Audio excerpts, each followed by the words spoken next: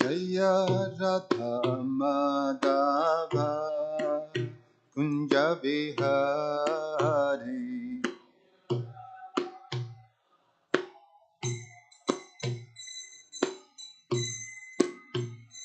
Jaya Gopi Jana Ballava Giribhara Dhari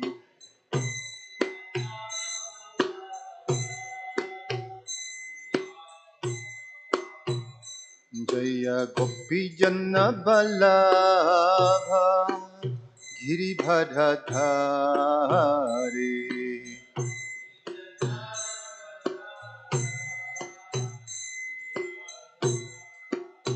Yashoda Nandana Braja Jana Ranjana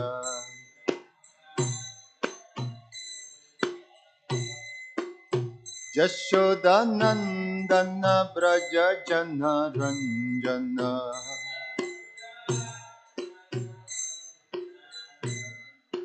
Jamuna Tira Vanachari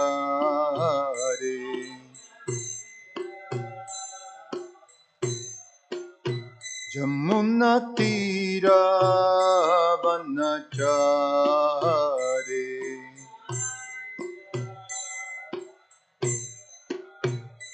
Jaya Radha Madhava Kunja Vihari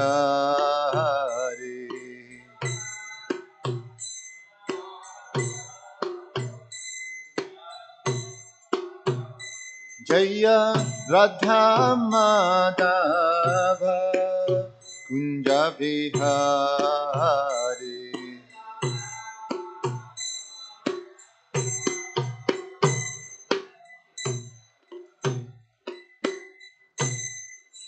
Jayam Vishnupad Paramahansa Parivrajacharya Ashtottara Srimad Divine Grace AC Bhaktivedanta Swami Srila Prabhupada Ki Jayam Vishnupad Paramahansa Parivrajacharya Ashtottara Srimad His Divine Grace Bhaktisiddhanta Saraswati Goswami Maharaj Srila Prabhupada Ki Ananta Koti Vaishnava Vrinda Ki ISKCON Founder Acharya Srila Prabhupada Ki Granthara Srimad Bhagavatam Ki Nitai Gaura Premanandi. Oh, glories to the assembled devotees. Oh, glories to the assembled devotees.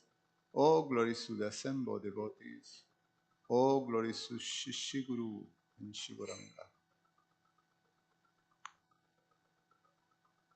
Om Namo Bhagavate Vasudevaya.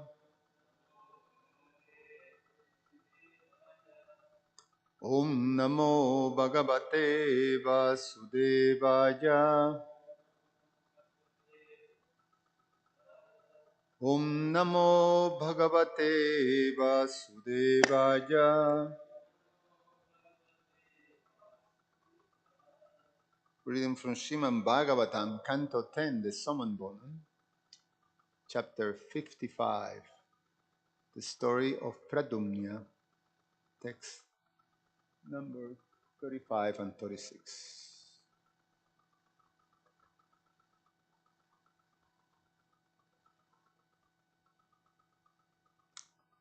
Evami man samanayam Vaidarbhyam devaki shuta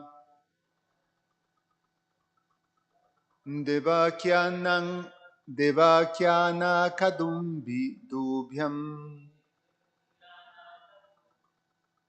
Devakyana ka devya de Devakyana kadum dubhyam Uttamashloka agamat Eva mimam samanayam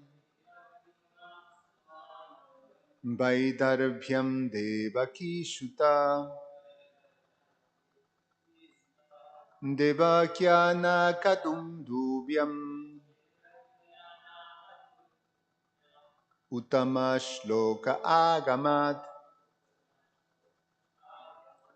Evam samanayam Vaidarbhyam devaki shuta Devakyana kadumduvyam Uttama shloka agamat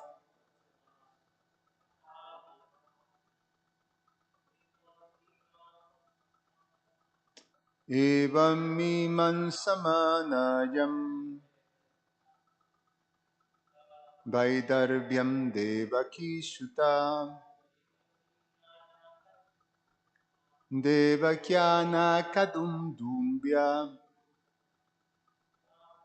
Uttama shloka agamat Evam samanayam Vaidarbhyam devaki shuta Devakyana kadumduvyam Uttama Krishnarchana Evam samanayam Vaidarbhyam devaki shuta Devakyana kadumduvyam Uttama shloka agamat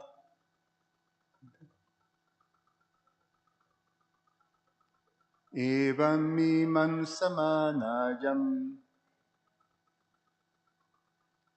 Vaidarbhyam devaki shuta Devakyana kadumduvyam Uttama shloka agamat Evam thus samanayam as she was conjecturing Vaidarbhyam Queen Rukmini Devaki Sutta the son of Devaki Devaki Anakandunduvyam together with Devaki and Vasudeva Uttama Shloka Lord Krishna Agamat came there. Translation by the disciples of His Divine Grace, A.C. Bhaktivedanta Swami Srila Prabhupada Ki Jai. As Queen Rukmini conjecture, how do you say that? Conjecture. In this way, Lord Krishna, the son of Devaki, arrived on the scene with Vasudeva and Devaki. Text number 36. Vigyatharto pibhagavams tusnin asha janarnanaha narado katayak sarvam sambara haranadikam. Translation. Although Lord Janardana knew perfectly well what has transpired, he remained silent. The sage Narada, however, explained everything beginning with Sambara's kidnapping of the child. Om Agyana Timirandasya Gyananjana Shalakaya Chakshur Ummilitam Yena Tasmai Sri Gurube Namaha Namo Vishnu Padaya Krishna Prastaya Bhutale Shrimate Bhaktivedanta Swamin Iti Namine Namaste Saraswati Deve Gauravani Pracharine Nirvishesha Shunyavadi Pashatyadi Shatarine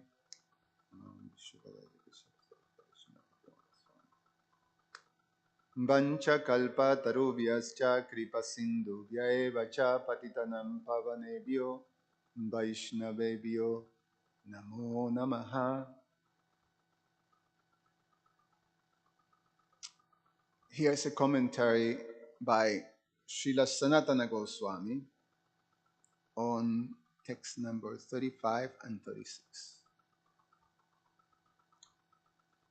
Text 35, Sanatana Goswami comments. While she was considering this way, that means Rukmini, Krishna came with Vasudeva and Devaki to give them joy. He is called Uttama Shloka because he is famous for his affection to his friends. Or he is praised for driving away ignorance. He arrived to drive away Rukmini's ignorance on this matter. And in text number 36, Srila Sanatana Goswami comments, though knowing the truth about this in detail, Vigyata, by direct perception, because he's Bhagavan. So Srila Sanatana Goswami is speaking about Krishna, and specifically because it is said that Krishna knew perfectly well what has transpired. So from the very beginning, Krishna knew everything. That Pradumya has been kidnapped as a baby, newborn baby, by this demon Sambara, and in fact, he knew that Pradumya was going to kill it. He knew everything, basically. So Srila Sanatana Goswami is explaining, because he's Bhagavan, he knew every single detail. Past tense is used, so he knew, though it was happening at present, because he was recollecting previous events or ascertaining the events. He also gave pain to the demons. So he arranged for the killing of Sambara. So this is Krishna's arrangement to kill this demon Sambara.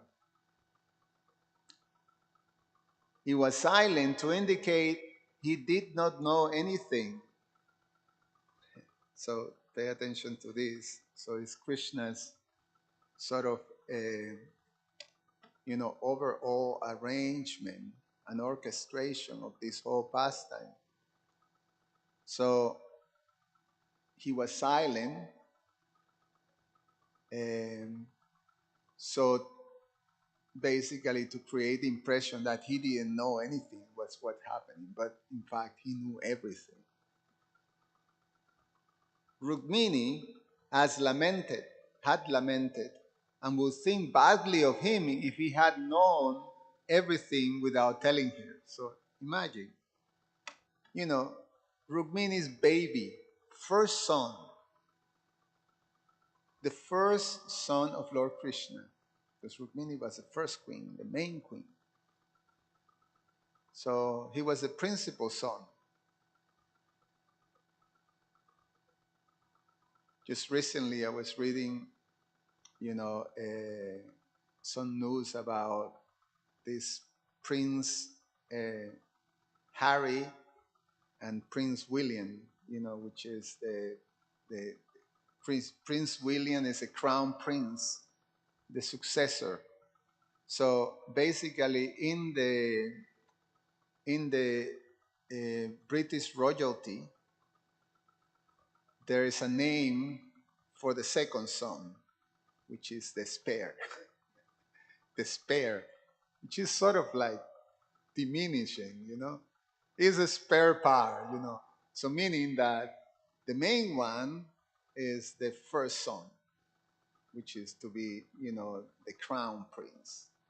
The second one is just a spare, So in case something happened, okay, just bring out the spare, like, the spare tire that you have in the car is also this little thing, that is like not very reliable, when you feel scared, when you see the spare tire. So, yeah. So, the first son of Lord Krishna from his principal queen disappeared. He gets kidnapped right after 10 days of his birth. You can imagine how Rukmini was feeling. Meanwhile, Krishna knew from the very beginning, and he was, he also, so he put together an act, which is, like, one may think like uh, Srila Sanatana Goswami says that if Rukmini would know that he knew, he would think very badly about it. So even just thinking about one goes like, well, that's not very nice, you know? But that's the mysteries and the amazing nature of Krishna's pastime. So we talk about that, a little bit about it.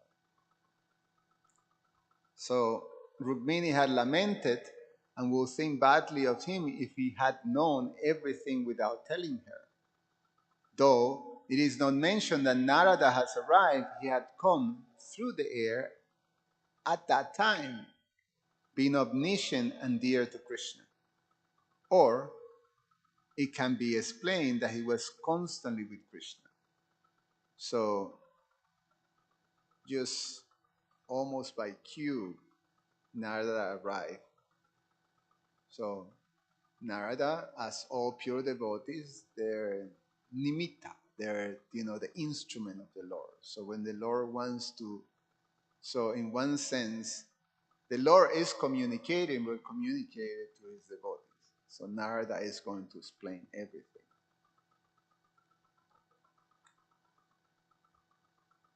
Srila Sanatana Goswami quotes this verse from the Srimad Bhagavatam. Govinda Bhuja Guptayam Dwaravatyam Kuru Dwaha Avatsin Narado Bhikshnam Krishna Pashana Lalasha. O best of the Kurus, eager to engage in the worship of Krishna, Narada Muni stayed constantly in Dwarka, which was always protected by the arms of Govinda. Narada explained how Sambara has taken the child and has thrown him in the ocean, and he also told how he was killed and revealed the identity of Mayavati, who has now, arrived with Pradumya as the wife. So, so this is a quite inconceivable feature of Krishna's pastimes.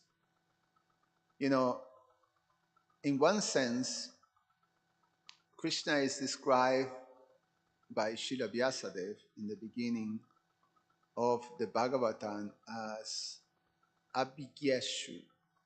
So what is it? Om Namo Bhagavate Vasudevaya Jammadhyasya Yatombayat Itarastas Chatersu Abhigya Swarat. So this Abhigya Swarat means that he is completely conscious, directly and indirectly, of everything that is there. So he's omniscient. And he's Swarat, which means that he is independent. He can do whatever.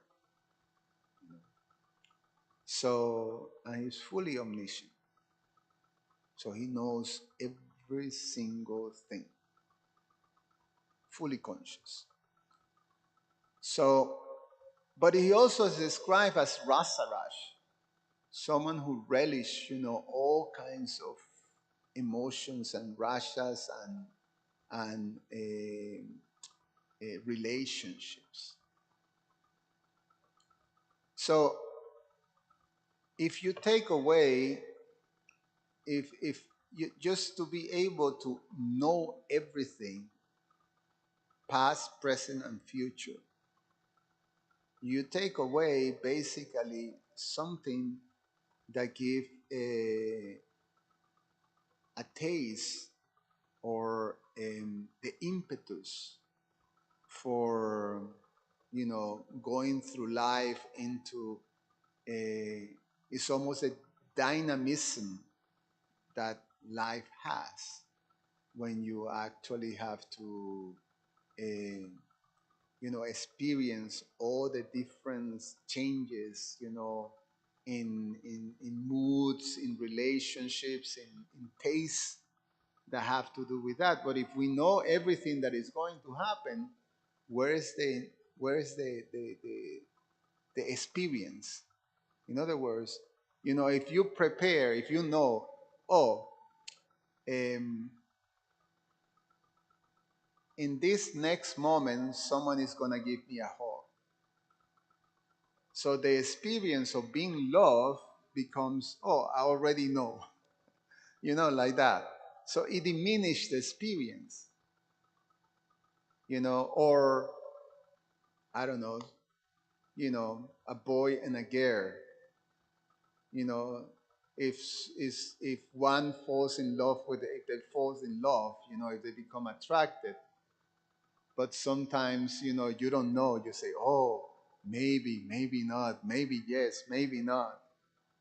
And then that whole thing enhances the experience, that when indeed it comes together, it becomes something that creates all this sense, that depth deepens, the experience of the relationship. When you know everything, then that diminishes that. So how do you balance that, being, in the position of Krishna? Well, for ourselves, that position is called achintya, which is inconceivable. And the inconceivable part is that in the Supreme Personality of Godhead, this is how it's explained by the Acharyas, in the absolute truth, all opposite becomes completely united, or balanced, or soul. So opposite things becomes perfectly aligned in the absolute truth. So Krishna can experience simultaneously, upon his choice, to be fully cognizant or be, not knowing. He can do that. We cannot do that. For us, it's inconceivable. Either you know or you don't know. But Krishna can know and don't know at the same time, simultaneously. And by choice, according to his desire, he can move from one to another. And we see that, Krishna sometimes becoming bewildered. There's a description where the cowherd voice entered into the mouth of Agasura. Krishna was confused. What to do? What to do? So he was, it was a moment of confusion and, panic, a little bit of panic. And then, boom, he moves back to, you know, the feature of Vasudev, who knows everything. So he is fully cognizant, and he's able to do that. He's able to experience to the full extent all the diversity and the dynamism of all different types of relationships, which each individual personality or his associates, his devotees, they have that capacity, and that's one of the wonderful features of Krishna. So the other thing that we can think about is this um, Krishna organizing all these elaborate arrangements for fulfilling his purposes, and incredibly creative. it's like the best of scripts writers. When you have someone who can write an amazing script to bring into a film, or a great movie that tells a story and at the same time communicate a particular value or a particular message, and it's done brilliantly like that. Well, no one can match Krishna, because he creates this whole a dramatic sort of arrangement to fulfill his purposes. So what was the original purpose of Krishna? To come into this world and perform his eternal pastimes. He explains that in the Bhagavad Gita, Paritranaya Sadhunan Vinasaya Tajuskritam. So he comes to establish the principles of religion, to give pleasure to the devotees and to annihilate the demons. So these three objectives that Krishna has. So in the process of giving pleasure to the devotees, to eliminating the demons, and to establish the principles of religion in the world, so he created this whole background of all kinds of dramatic interactions that is narrated both in the Puranas and in the Mahabharata. Now, if you recall, when Mother Earth approached Lord Brahma for help, because she was overburdened by demoniac kings, and then Lord Brahma, with all the demigods and Mother Bhumi, went to the shore of the Svetadvip, the milk ocean, and prayed for the Lord. The Lord assured that I will come and will fulfill her desire, which is to take the burden over all these demoniac kings. So the Lord gave instructions to demigods to take birth in different places, specifically, in both in Vrindavan and in the dynasty of the Jadu dynasty, in order to assist him. So, no, actually, demigods was, part of the Jadu dynasty, like that, yes. The inhabitants of Vrindavan were eternal associates of the Lord that came. So, Goloka Vrindavan came from, from the original Golokadam. So, the Lord said he comes every millennium, and we know that is explained that the Lord comes once in the day of Brahma to perform his eternal pastimes. And once in the day of Brahma that he comes, he also is preceded by this whole arrangement in which, he's going to frame his pastimes, which is the whole Mahabharata.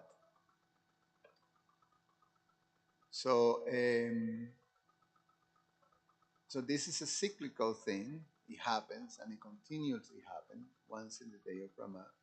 And there's variations, different variations in different cycles of Yuga, but in general, it's more or less following some similar type of a script. The Lord comes and flushes, all the unwanted things in the world.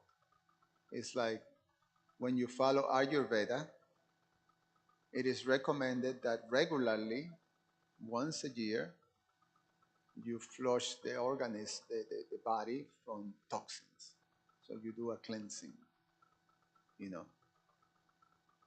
So that keeps everything, working very nice. So Krishna does that personally. He comes and flushes the world from all demoniac type of influences. And so this elaborate pastime, in which all these demons are being killed, is already arranged by Krishna. So everything is known in, his past, present, and future, fully cognizant. So he knows. So all these amazing arrangements, all these amazing uh, organizations of things and personalities, and this one comes at that time, and these extraordinary circumstances and all the things are happening all, and one is leading to another one. And it's incredibly fully um, designed, organized, maintained, directed by Krishna himself. And when we hear about the thing, what can we only think is how wonderful Krishna is. It's completely amazing. It's just wonderful. And you just enjoy it. And that's the whole purpose of Krishna's pastimes, is to attract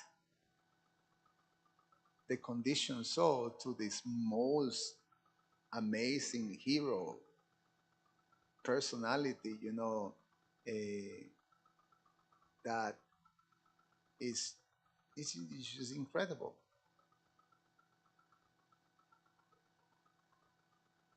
So in this case, something that appears to be quite a tragedy, that a baby child, his firstborn son, gets kidnapped, and there's a, infanticide, as a infanticide, trying to be committed by these demons, throwing this baby into the middle of the ocean. Cert for sure, 100% certain death. Uh, this child survived in the most extraordinary, like inconceivable ways. He gets eaten by a fish. I mean, so if some fish eats you, you finish, you digest it, right? I mean, I remember as a child was supposed to read Moby Dick. In India, they have you read Moby Dick also. Yeah, we were for in at least in the education in my country, we were obliged to read Moby Dick. For whatever reason, So anyway, Moby Dick, the big whale, he swallows a whole, boat and a whole group of people, But they also survive. And but nevertheless, when you get eaten by another creature, you're finished, you're digested, gone. But this child survived that, because the thing is that big fish eats the baby. The fish gets caught by a fisherman. The fisherman takes the fish to the market. the fish gets sold to the demon that originally threw the baby. I mean, first of all, it goes into the market by where this demon sort of, be, all the odds, how they fall in place. And the fish gets sold to the demon. The demon gives it to the wife of the baby who is waiting for her husband to take a body, which happens to be the baby's body. And she's waiting. She's, have accepted the arrangement of being with this demon because she knew by Narada Muni that her husband is coming. So just wait there. He's coming. You'll see. So there, all that one. The woman is supposed to serve, in the kitchen. And she cuts the fish, and boom, there's the baby. A beautiful baby, perfectly alive. And then she starts to bring up the baby. And the baby, all of a sudden, in few days, becomes this beautiful youth. And she starts to recognize, oh, this is my husband. So anyway, what an extraordinary, and then it happens that this baby, the reason the demon threw the baby, kidnapped the baby, is because he knew that this baby was destined to kill him. So all these things, this is Krishna's sort of incredible creativity in telling us a story, and at the same time being able to fulfill his purpose of Vinashaya Chaduskrityam, eliminating all these demons. So he is like my spiritual master was saying. Say, for example, he was recently narrating the killing of Jarasandha. And also, and a very mysterious, elaborated scheme to achieve that. Now, Krishna doesn't need any of that to kill a demon. Even by Krishna blinking of his eyes, like, boom, if he desire, the demon is finished. So he doesn't need, it was demonstrated while this demon, although Jarasandha was extremely powerful, so powerful, it is explained that he was able to capture about 1,000 kings, imprison them, and basically sort of start to, his plan was to do a massive human sacrifice in order to please, so-called please, in his Lord Shiva. He wanted to become so powerful by doing, it was like an Ashwamedha sacrifice, but with kings. So he was going to do this 1,000 kings sacrifice.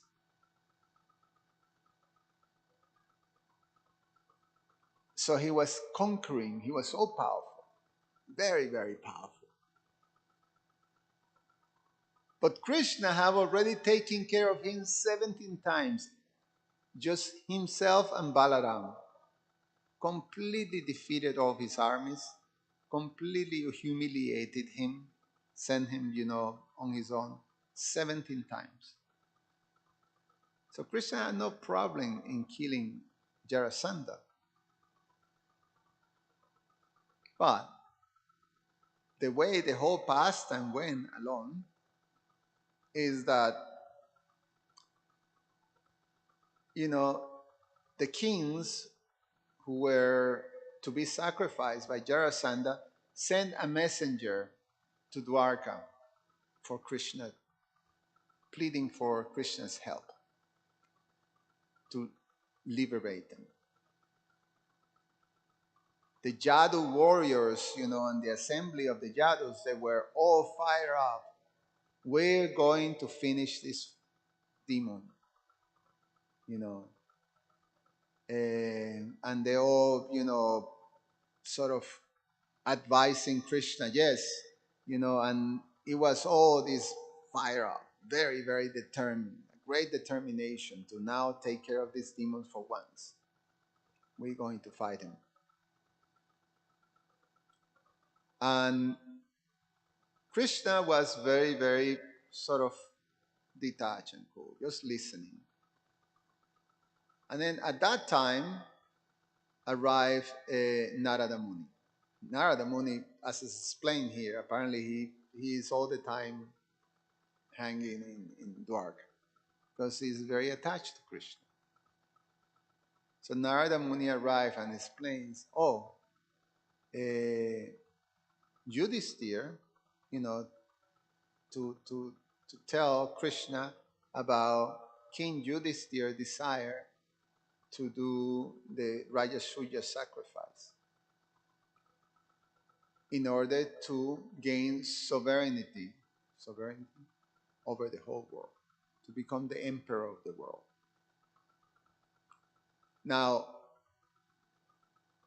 and then he's requesting Krishna to come and become the worshipable personality in this whole great sacrifice. He expressed Yudhisthira Maharaj, his purpose was to establish Krishna as the greatest and the absolute supreme person among demigods and kings and everything. So to Krishna to be recognized. When the Rajasuya sacrifice is supposed to be that everyone, all kingdoms, everyone becomes, subservient to one king, an emperor.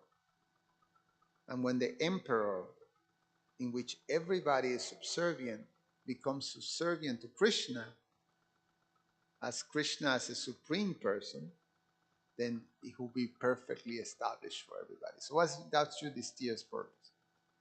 Now, Krishna received this invitation and he started to consider. And then the Yadus were like, no, what's going on? You can go there. We have to take care of business here. And Krishna is basically, Krishna is playing, there's pros and cons, Fully cognizant Krishna. He knew. So it's all fully under his control, but he's playing a part.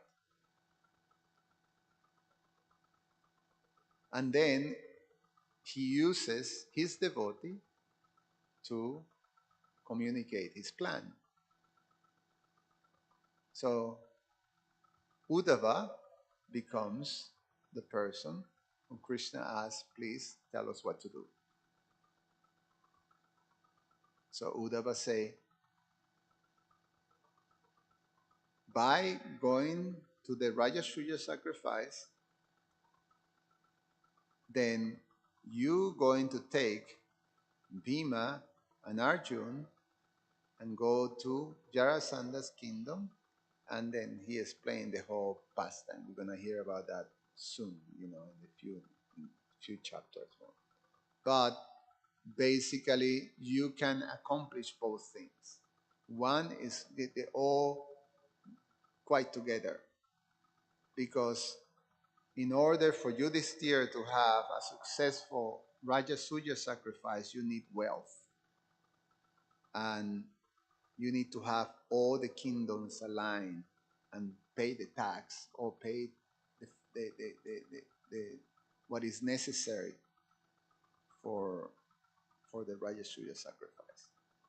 So by killing Jarasandha, then you can free all the kings that they will naturally would like to pay tributes to Yudhisthira, and also you will eliminate Jarasandha, and which was the most influential demon at that time, and establish Jarasandha's son as the king of Magda, and then receive the wealth also for it. So it was all, this is Uddhava's plan. Krishna liked. The Yadus were, yes, so he's going to be killed. So very good. So the whole plan was, and Jarasandha was killed, and the whole thing was successfully put in place. So Krishna knew, but he still acted the part.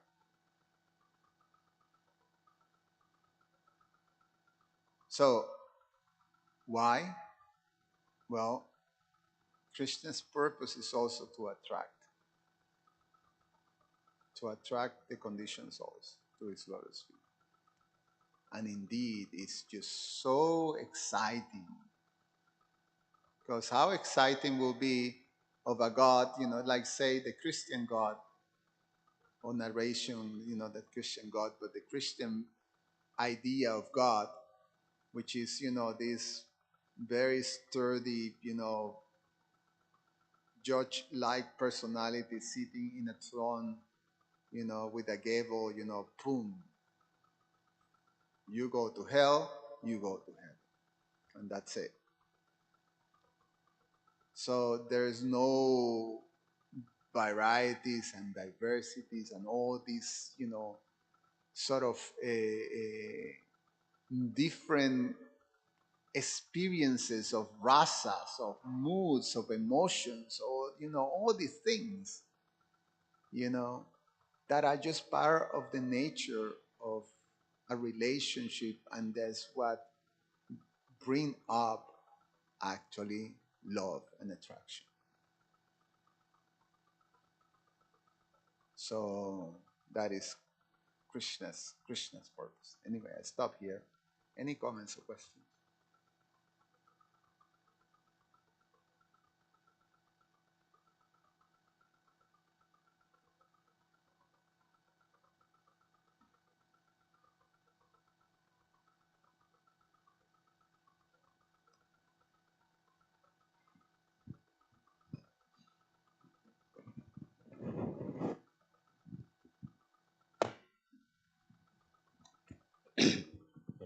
Thank you for that class, Prabhuji.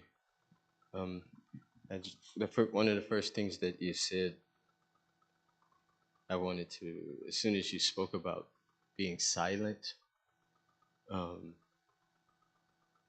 mean, there's so many points that you brought up that I could share a thought about, but the all-pervasive cognizant Krishna, right? All-pervasive cognizant, pervading everything, knowing everything, being everything, the whole of existence in the human form. Shama Sundar. One thing I got out of the class that I like to share is that if I take everything that you spoke of and bring it to one point, is that Krishna is our well-wisher, and well-wisher of everyone, and that whether he knows or not, whether he's allowing Yogamaya to cover him so he can have fun, playing with his children on the battlefield of Kurukshetra. One thing that I personally feel is that I can trust him. You can I can trust him. trust Krishna. Trust Krishna, yeah. No matter what, and I can be silent and wish everyone well, like Krishna. Try to at least have that quality, and just give things time, and just. But one thing for sure, I know for sure, is I can trust him. That's good. Mm-hmm. Yeah.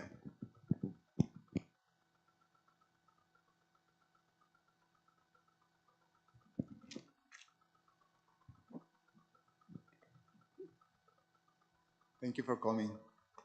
Welcome. Um,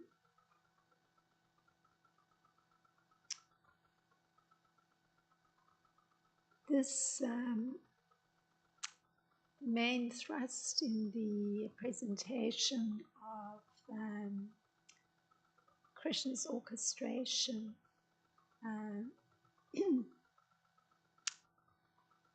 um, it leads to thinking about the fact that Prajumya is in fact supposed to be an expansion of Krishna, so hence it also throws a new light on taking that identity of the baby into account and how the pastime is enacted, the cognizance and unfolding of events being particularly smooth. Anyway, it just came to my mind thinking of that connection as well. Yeah. Yeah, it's like, everybody's playing their part, and everybody more or less, but the wonderful thing is that it's almost like you're playing a part, but you know, you don't fully know, you know. So, and that's the feature that Krishna has with this Yoga Maya potency, that, um, that the devotee is perfectly aligned with his will, but then it comes the Yoga Maya potency and then takes away whatever is going to hinder the, the sort of relationship, So it's in order to protect the dynamism of the relationship that the individual has with Krishna, then Yoga Maya acts accordingly and takes away this or takes away that, or place this one, remove that. So that's where the orchestration comes, which is quite beautiful and inconceivable in one sense, you know. And so that's from the transcendental perspective of the pastimes of the Lord. And then in our case, that same covering potency, that becomes now Mahamaya, or that takes away our also way of being able to recognize the personality of Godhead and to see, the reality of Krishna's arrangements.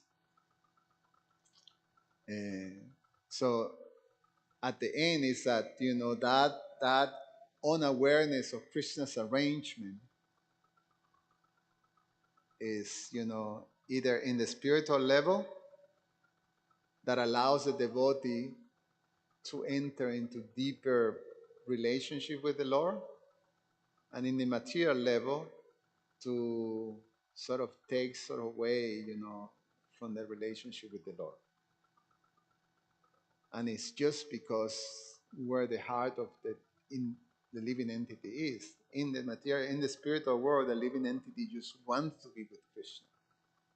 When we're in the material world, it's our attempt to be away from Krishna. So, the same the same principle of covering acts accordingly with the consciousness of the living entity. So it's quite deep and quite, oh my God, wow. And in one sense, inconceivable for us, how this whole thing is in place.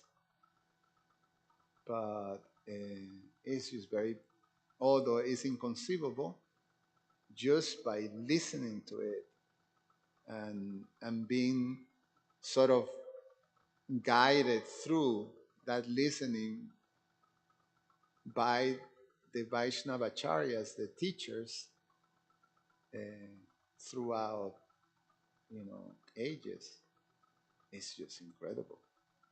It's just very, very wonderful. You have entrance into all the different aspects of that arrangement, and especially the beauty of the relationships that the devotees have with Krishna and how they unify in purpose.